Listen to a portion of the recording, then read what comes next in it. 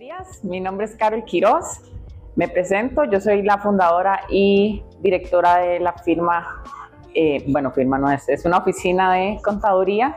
Tenemos más de 10 años en el giro del negocio.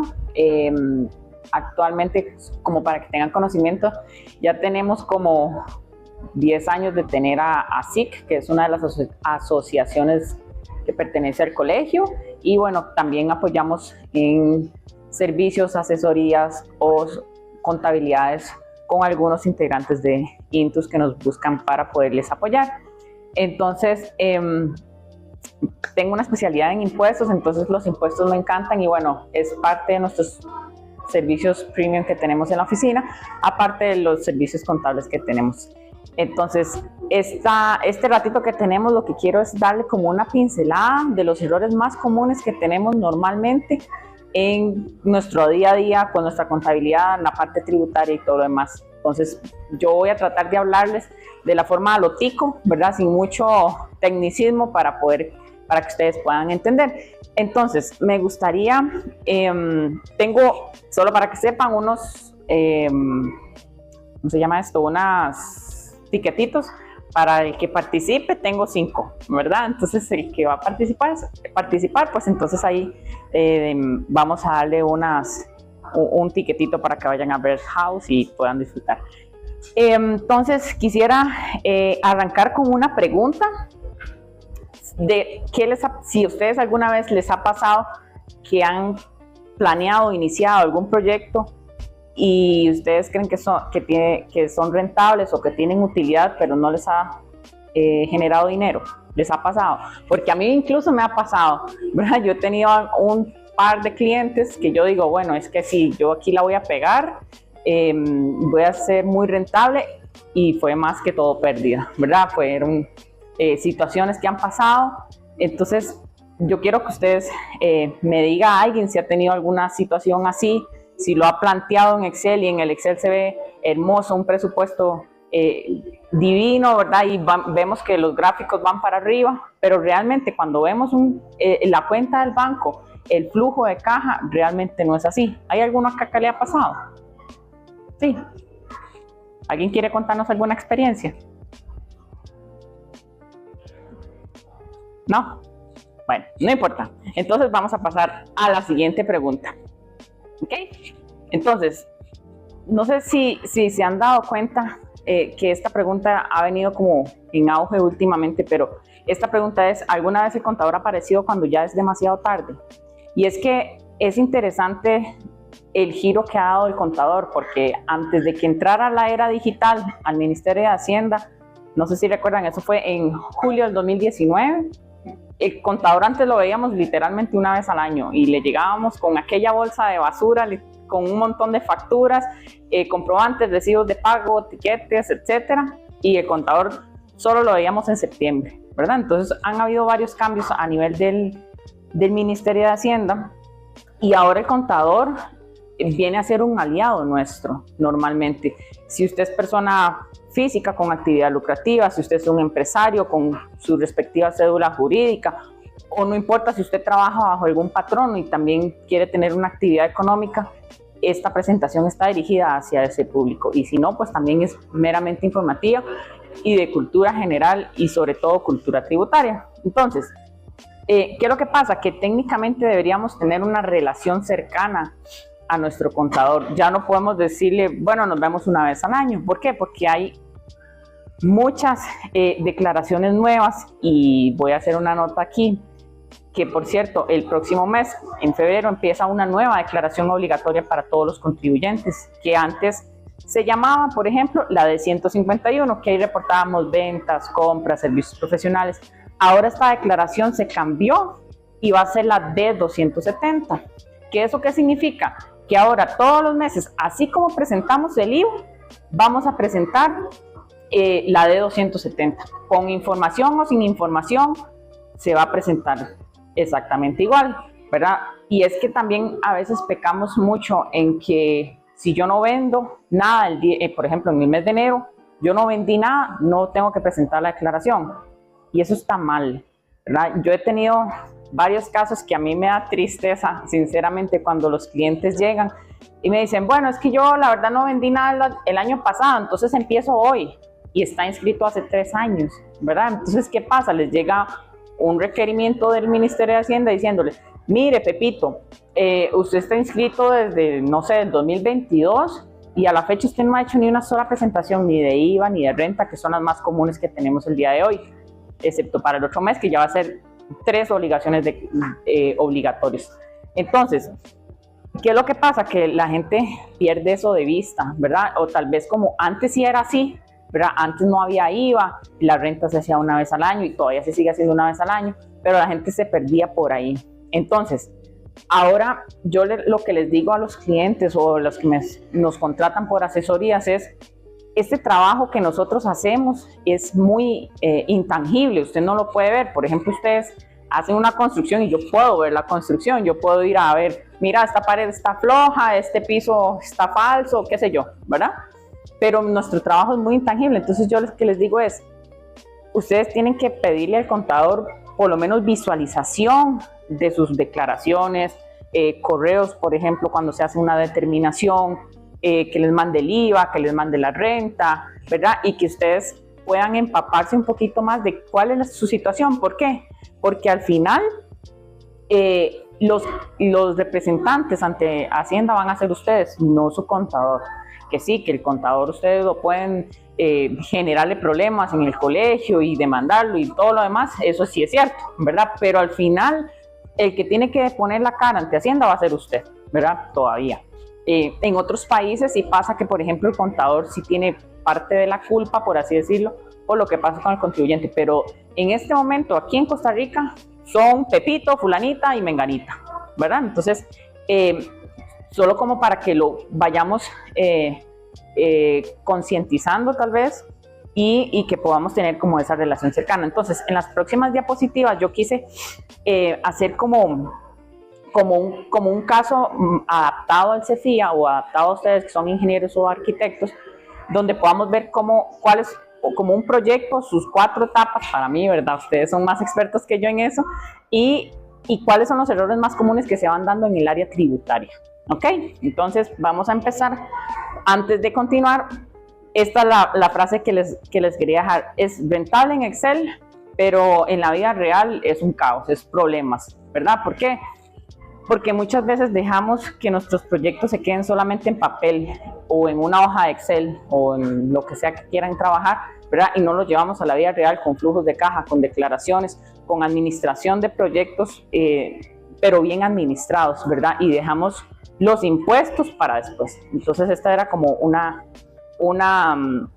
diapositiva que también les quería traer y que vamos a ver un poquito más adelante. Entonces, en base a lo anterior, quería arrancar con la etapa número 1, cuando ustedes arrancan un proyecto, ¿verdad? Y es que muchas veces vamos a hacer un ejercicio de los impuestos, un ejercicio físico, ¿verdad? Nada técnico. Entonces, por ejemplo, yo quiero explicarles cómo funciona el IVA y cómo funciona la renta. Entonces, por ejemplo, vamos a agarrar este etiquete, ¿verdad? Y vamos a hacer un ejercicio.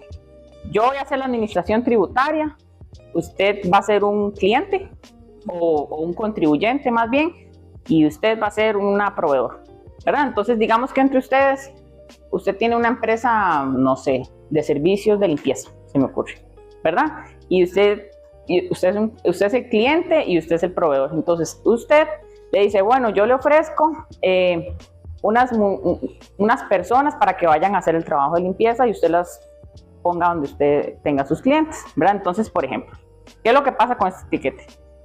Ella, que es proveedor, le va a hacer una factura a ella, ¿verdad? Entonces, este es el IVA. Al 13, al 2, al 4, al porcentaje que sea, el IVA. Entonces, digamos que ella va a facturar $100 o 100,000 colones, no importa, $100. Ella va a facturar $100 más el 13%. Serían 113, 100 grabado, 13 impuestos y 113 de total. Entonces, ella le va a hacer una factura a ella, ¿verdad? Entonces, este IVA la ganancia de ella van a ser $100, o el precio que ella le está poniendo son $100. ¿Por qué? Porque esto es 13%, esto es mío, que soy la administración tributaria. Entonces, cuando eso pasa, ella se vuelve, en palabras técnicas, un agente perceptor. ¿Qué es lo que ella está haciendo? Recibiendo el IVA que ella le está facturando, ¿verdad? Entonces, ahí como que lo recibe. Después, cuando ella le paga la factura, este IVA como que se devuelve, ¿verdad? Entonces, ella le está pagando los $113. Estos $113 no es ganancia de ella. Estos $113 son 100 que ella cobró por el servicio y los $13 me los tiene que pagar a mí. ¿Cómo me va a pagar esos $13 yo, administración tributaria? Me los va a pagar en la declaración de renta del próximo mes.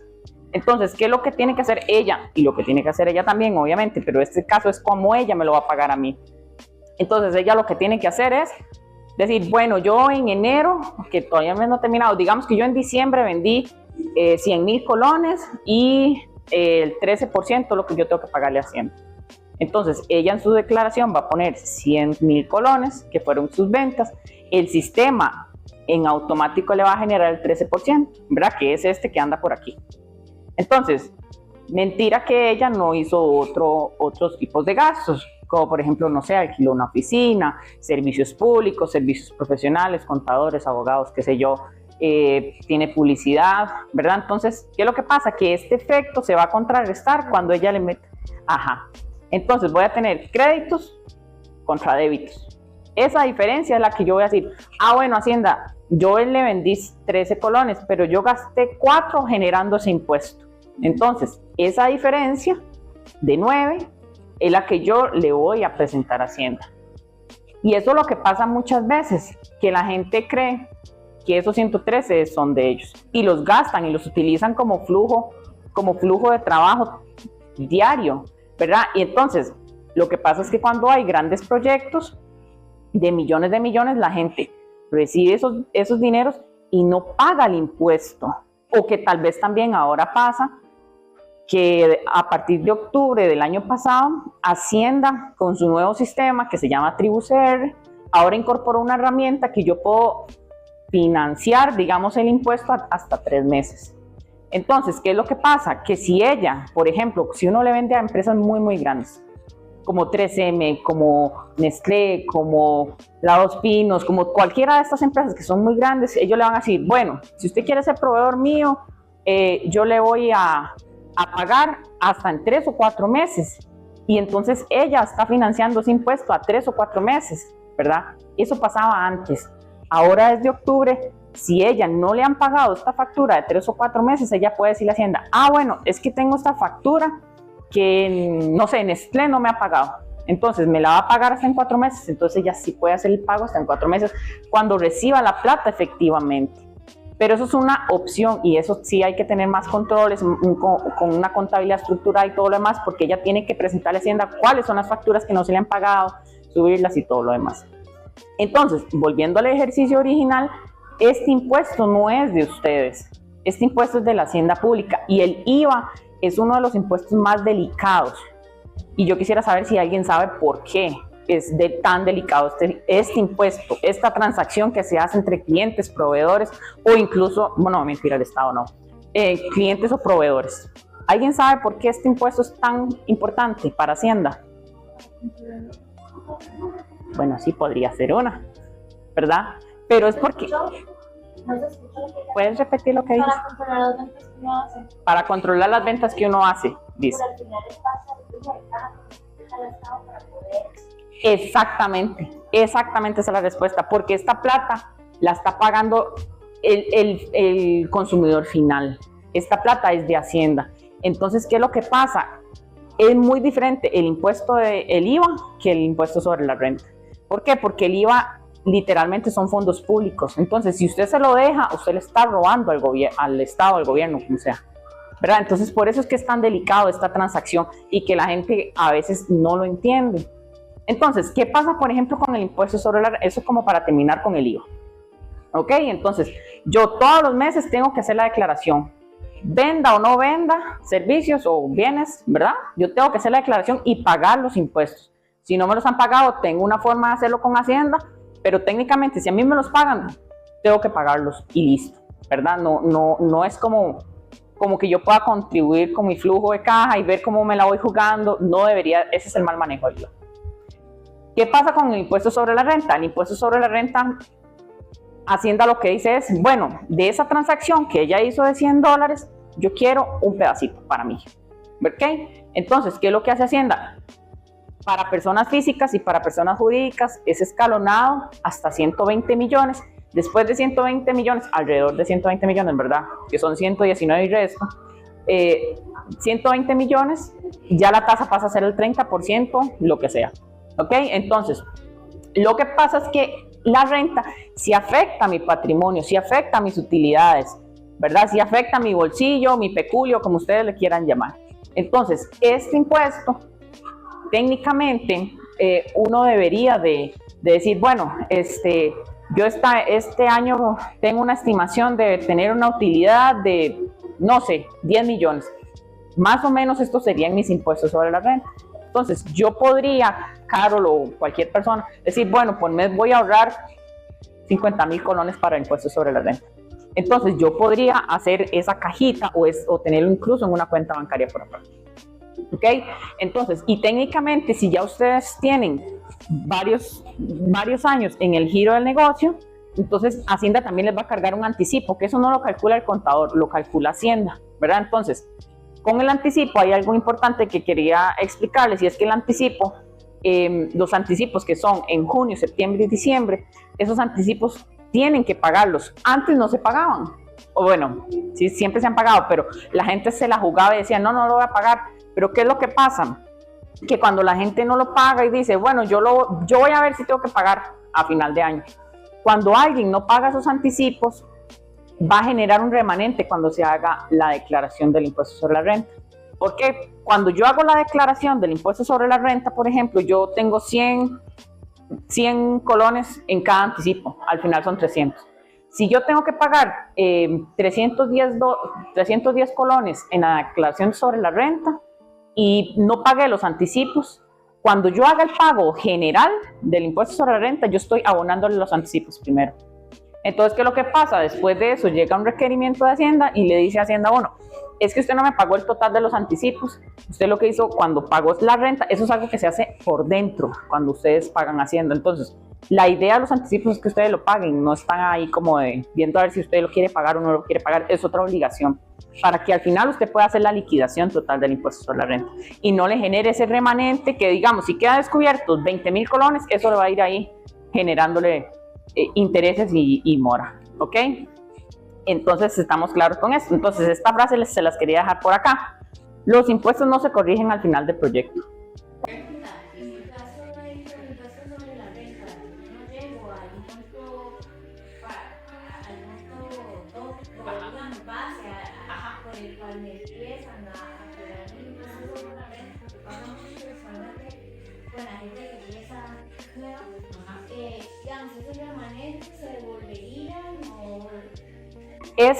Vamos a ver, los anticipos se cargan si usted ha tenido utilidades en los años anteriores.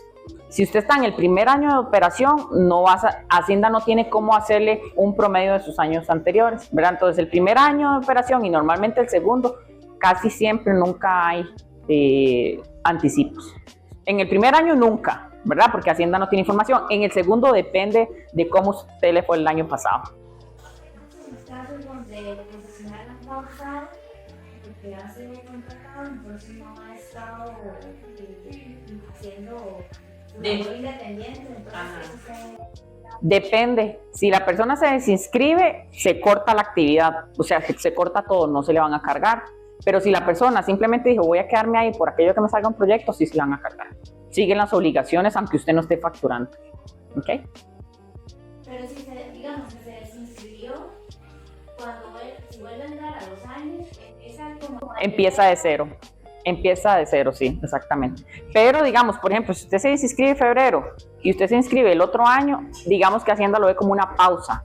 Entonces ellos hacen 3 años para atrás. Entonces, si usted está como dentro de este rango, sí le van a hacer ese promedio. Si ya usted son en 5 años, ya no, porque ellos ya no tienen esa información para promediar. ¿Okay? 3 años. Son 3 años que ellos agarran el promedio. Ajá. También depende de si sobrepasó el pago. Exactamente, solo si usted tuvo que pagar impuestos, ¿verdad? Exactamente, si usted tuvo que pagar impuestos. Si no, no va a haber forma. Si usted, por ejemplo, salió exento, ¿verdad? Que no llegó al mínimo para poder pagar impuestos, entonces usted no le van a cargar nada. Y el otro año usted continúa normal, ¿verdad? Igual yo siempre les digo que pueden revisar en la plataforma Tribu, no sé si alguno lo ha visto, pero es como muy bonita, está muchísimo mejor que antes lo que era la TV. A mí me gusta mucho en lo personal, pero bueno. Entonces, para seguir avanzando, vamos ahora a pasar a la etapa 2, que me encantan los gastos no deducibles, ¿verdad? ¿Por qué? Porque aquí hay muchas confusiones con respecto al manejo de estos, Dios mío, con respecto al manejo de estos gastos no deducibles. ¿Qué son gastos no deducibles? Lo que no es parte del giro del negocio. ¿Ok? Por ejemplo, gastos pagados por socios. Si yo soy socia de KQM y yo me voy a una finca de recreo y pido una factura electrónica, ese gasto no es deducible. ¿Por qué? Porque no tiene nada que ver con la actividad de servicios contables. Simple y sencillamente. Hay 3 palabras que me encantan decir cuando digo si un gasto es deducible o no. Si es útil, necesario y pertinente, si cumple esas 3, es deducible. Si no, no. Facturas a nombre incorrecto, ¿qué pasa? Por ejemplo, si yo le hago un trabajo a ella y yo le facturé y ella me pasó los datos y yo resulta que le puse mal los datos de la factura, a ese gasto a ella no le va a servir. ¿Por qué? Porque ante Hacienda a ella no le ha llegado esa información electrónicamente, ¿verdad? Entonces, su contador o ustedes también deberían de revisar que la información en la factura electrónica esté bien, que diga Carol Melissa Quiroz Mora, cédula 1, taca, taca, taca, la factura, el correo y listo. Y conservar mis 3 archivos, PDF y 2 XML, ¿ok? Luego tenemos el tema de los proveedores informales, que eso es demasiado común. Si yo, por ejemplo, tengo una oficina y en mi oficina hay un jardín, si yo le digo a Pepito Pérez, ¿me puede venir a hacer el jardín? Y Pepito me dice, bueno, sí, está bien, yo voy. Él vino y me hizo el jardín y toda la cosa. Y yo resulta que no, le pagué y él me dice, es que no tengo factura. Y ese gasto no es deducible. Simple y sencillamente, es un gasto no deducible. ¿Por qué? Porque es una persona informal. Sí, yo sé que a veces hay personas que ya son adultas mayores y todo lo demás y no quieren enredarse, pero es que entonces yo pierdo ese gasto, ¿verdad?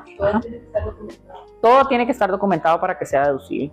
Entonces, si alguien no tiene factura electrónica, puede ser que sea régimen simplificado, que eso ya es otra cosa y no vamos a hablar ahorita del régimen simplificado, pero también es válida. Y esa factura de régimen simplificado, yo tengo que hacer la factura electrónica de compra para que le llegue a Hacienda. Y después, algo que escucho mucho a la gente decir es, después acomodamos, después vamos viendo. Cuando estamos en diciembre, el 31 de diciembre están llamando, ¿verdad? Es que mira, no tengo la factura, que Pepito nunca me hizo la factura. Yo siempre le digo a la gente, si usted va a pagarle a un proveedor, si usted le crea la cultura al proveedor de que usted le paga cuando tiene la factura, a la gente hace la factura rapidísimo. Pero si no, la gente se pierde, ¿verdad? ¿Sí? Digamos, este tema de los proveedores informales a veces es un poco preocupante porque, digamos, el proyecto usted tiene que contratar operarios para ciertos servicios, cuesta mucho en la formalidad. Entonces, para nosotros a veces es complejo poder ir acomodar y entender a la gente que necesitamos algún tipo de factura, pero ¿cómo les explica ustedes y cómo podemos hacer nosotros eso para separar los gastos? Porque si no, digamos, tienen que meterlo en la línea. Exacto. Y después sacarlo. Y el costo que tiene. Eso es algo muy común en las constructoras, ¿verdad? Que llegan, por ejemplo, extranjeros sin importar el país y dicen, bueno, yo todavía no tengo permiso de trabajo. ¿Qué es lo que pasa? El gasto que van a hacer pagándole a esa persona simplemente no es deducible. O lo metes a la caja con un permiso de trabajo, obviamente que ocupas, ¿verdad? O el gasto que usted va a invertir en él o ella, lo que sea, simplemente no se puede tomar como deducible. Aunque usted diga, bueno, es que yo pago millones en planillas, sí, es cierto, pero si no están en la caja, si no están como servicios profesionales o inscritos en Hacienda, es exactamente lo mismo que fuera el Pepito Pérez que me vino a hacer el jardín. ¿Ok? ¿Sí? De acuerdo con lo que dice la señora, ¿sí? Hay mucho proveedor que está en informalidad, ¿verdad? Por decirle proveedor aunque sea informal. Pero ¿existe alguna posibilidad de que ese proveedor informal pueda pedir una autorización a tributación para que pueda generar una factura para nosotros tener el respaldo? No. ¿Para qué? Porque si no es sumamente oneroso meterlo en trámites y todo, sí. son cargas sociales que tienen que asumir las empresas conductoras. Si las quiere asumir y que sea una pérdida para uno, no hay ningún problema. Entonces, sí, yo ahí concuerdo completamente. Yo tengo 2 constructoras y tenemos el mismo problema. Todo el tiempo es el mismo problema. ¿Por qué? Porque tiene 5 personas que son operarios, que son extranjeros y no tienen permiso de trabajo. Entonces, no pueden ir tampoco a Hacienda. Incluso si es un costarricense, no quiere meterse en el enredo de Hacienda, ¿verdad? Entonces, si no es por factura, tiene que ser por la caja. No hay 2 opciones. Él no puede decir, Hacienda, mira, es que vengo a pedirle un permiso para solo emitir una única factura.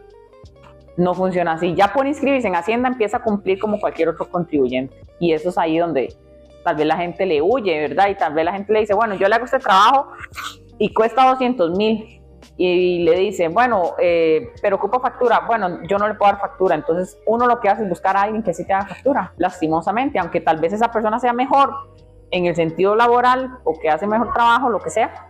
Sí, pero no estoy cumpliendo yo como requerimiento. Entonces al final lo que hace es inflarle a usted la utilidad técnica, tributariamente, ¿verdad? Porque tal vez en el plano, en el papel, usted puede decir, bueno, sí, yo le pagué a Pepito, pero tributariamente Hacienda no tiene esa información y ese es el problema. ¿Ok?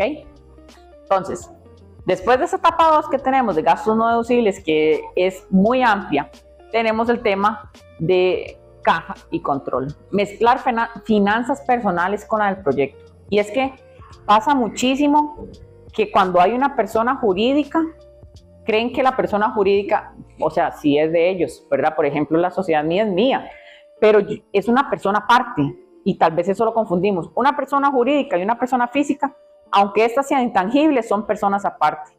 Si usted quiere ver crecer su persona jurídica, tiene que dejarla crecer como un chiquito, literalmente. Entonces, ¿qué es lo que pasa? Que entonces yo empiezo, bueno, voy a ir al restaurante, voy a ir a comprarle la cena, voy a ayudarle a mi mamá a comprar, no sé, cualquier cosa, las medicinas, que se me ocurrió irme de viaje, entonces todo lo pasa por la sociedad. ¿Y qué es lo que pasa? Que se comen la utilidad del flujo efectivo, cuando en realidad la persona jurídica debería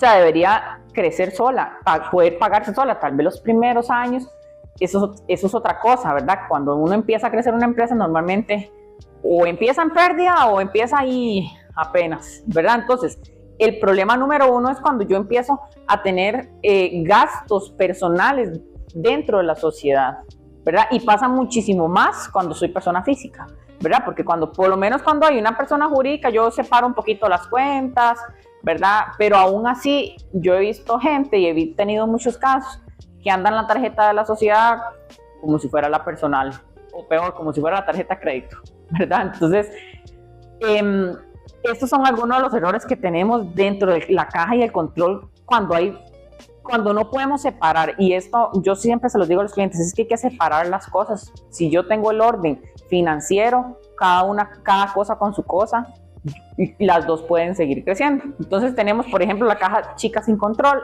sin reglas, ¿verdad? Los socios utilizando las cuentas de los proyectos, de las finanzas, de las cuentas de la sociedad, ¿verdad? También tenemos cuando son las transferencias sin respaldo, por ejemplo, yo le presté plata a mi mamá y después no sé qué pasó con esa plata. Las transferencias técnicamente antes de que entrara la era digital, ustedes no sé si se acuerdan, pero todo el mundo tenía el montón de papel, transferencia, factura, o cheque y factura, literal. Y la gente se le ha olvidado hacer eso. ¿Y qué es lo que pasa? Cuando hay un requerimiento de Hacienda, cuando Hacienda le pregunta, mira, ¿qué hizo usted con estas transferencias? No sé. Y entonces yo insisto mucho en mis clientes en que usted debería tener un compaginado digital.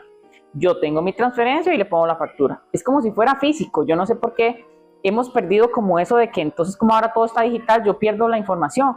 Y en el banco, no sé si ustedes se han fijado, pero cuando yo me meto a revisar una transferencia de hace 1 año y medio, ya no está. Entonces tiene usted que irse a sentar al banco 2 horas a que le den la transferencia y le cobran encima por ir a hacer eso. Entonces, si yo tengo ese orden de ir compaginando mis gastos y yo me siento todos los viernes, digamos que ustedes pueden hacer cuentas por pagar los jueves y el viernes se sientan a pagar los proveedores, usted saca media hora, paga a los proveedores, saca las facturas y su asistente o alguien o usted mismo lo puede hacer y no lleva nada de tiempo y usted va dejando ahí documentado qué es lo que usted está haciendo. Entonces usted ya puede decir, mira, porque también, voy a ver, tengo muy poquito tiempo. Entonces, ¿qué es lo que pasa? Ustedes, hay una resolución en Hacienda importante, que cuando uno hace un gasto de más de 3 salarios bases, uno debería, si Hacienda le dice a usted, ¿cómo usted le pagó a Pepito? Digamos, si ella me pagó a mí 1.300.000, 1.500.000, ella debería tener ese respaldo. ¿Por qué? Porque en efectivo técnicamente no se podría hacer. Entonces, si ella me factura a mí varias cosas durante varios años, por ejemplo, y digamos que al final son 20 millones y son varias facturas, Hacienda le puede hacer un requerimiento a ella diciéndole, mira, ¿cómo le pagó usted a Carol? Y usted tiene que mandarle las transferencias. Ese es el problema, ¿verdad? Y que tal vez allá he tenido 2 o 3 casos que me han pasado así de requerimientos de Hacienda y hay que ir al banco y aquello es un despelote, ¿verdad? Y es una pérdida de tiempo cuando tal vez podríamos evitarnos cosas si uno deja esa papelería, ese resguardo de la información importante que hemos perdido con el tiempo. Yo entiendo la IA y la digitalización y todo lo demás porque me encanta, pero hay cosas que tenemos que volver al origen y importante. O sea, utilizar la tecnología, pero bueno, esos son otros temas. Entonces, tenemos, cuando ustedes tienen la etapa número 4, cierre el proyecto, o bueno, al menos así lo hice yo, no planificar los impuestos durante el flujo. ¿Okay? Que son cajas chicas sin reglas, que lo hemos venido hablando, los socios usando la cuenta del proyecto y transferencias sin respaldo. Entonces, ¿qué es lo que pasa? Que cuando ustedes planifican, cuando hacen un presupuesto, ustedes deberían meter ahí impuestos, IVA sobre todo, mensualmente, y la renta sí pueden irle poniendo un porcentaje según la utilidad que ustedes vayan a tener. Entonces, en ese presupuesto que ustedes van a hacer, yo lo que hago, por ejemplo, se los cuento, yo lo que hago es poner todos mis gastos que voy a tener y los multiplico por el 13%. Indiferentemente si hay cosas que puedo pedir al 2 o, ¿verdad? Entonces yo tengo una línea abajo donde dice IVA, pago impuestos, entonces yo multiplico. Yo digo, bueno, entre mis ingresos y mis gastos, la diferencia más o menos del IVA van a ser, no sé, 400.000, 300.000. Entonces ahí yo ya sé que mes a mes es parte de mis pagos, no mis gastos, de mis pagos, ¿ok? Y eso es el error más común que hay. Y eso es una bola de nieve, ¿verdad? Ajá. Pero esos pagos van en función si se facturó o no. Exactamente. Porque si no se factura, no. Ahora, exactamente.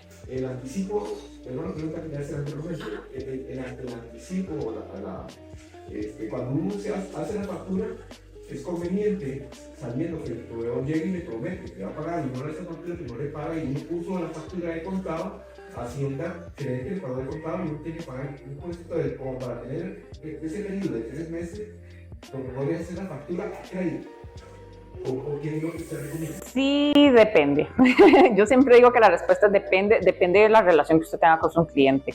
¿Por qué? Porque, digamos, hay clientes muy duros para que paguen y hay otros que pagan sin que usted les diga nada, ¿verdad? Pero, por ejemplo, si usted le pone a crédito, el cliente le puede decir, pero usted me dio crédito 3 meses, ¿verdad? Entonces, más que todo van a entrar temas de contratos y de negociaciones, no tanto tal vez de lo que diga la factura, sino en cuáles son los acuerdos que usted quedó con ese cliente, ¿verdad? Pero lo importante aquí para pagarle a... Ajá, eso sí. Porque Hacienda no le va a perdonar a usted y Hacienda tiene que pagarle a Hacienda el IVA. Exacto. Que se supone que usted cobró en la factura que usted hizo. Y es que esos casos pasan mucho porque también a veces, por ejemplo, tenemos casos de incobrables, ¿verdad? Porque resulta ser que la persona se perdió y usted tuvo que soportar ese IVA, sí, literalmente, ¿verdad? O sea, usted le dice, bueno, yo se la puse a crédito 2 meses, la persona se perdió, yo tuve que pagarles impuesto a Hacienda porque se supone que en 2 meses ya usted se la tenían que pagar y usted corrió el tiempo y tiene que pagar el impuesto al IVA, ¿verdad? Entonces, esa otra plata que usted no ha recuperado literalmente en efectivo, ya eso es un pleito más legal, ¿verdad? Y ya pasaría por incobrables y otras cosas, procesos administrativos que habría que hacer con un abogado antes de que usted lo pase con incobrable y devolver esa plata, ¿verdad? Como que usted diga, bueno, voy a hacer una nota de crédito para que me devolverme esa plata tributariamente, ¿verdad? Pero sí le entiendo el punto perfectamente, pero usted podría ponerla a crédito 3 meses, ¿verdad? Y cuando se la paguen, poner que esa fecha fue que se la pagaron, ¿verdad? Normalmente el crédito es a 1 mes, ¿verdad? Pero usted puede ponerle crédito 3 meses esperando a ver cuándo le pague un cliente. Pero volvemos a lo mismo, dependiendo de la negociación que usted haya tenido con el cliente. ¿Okay?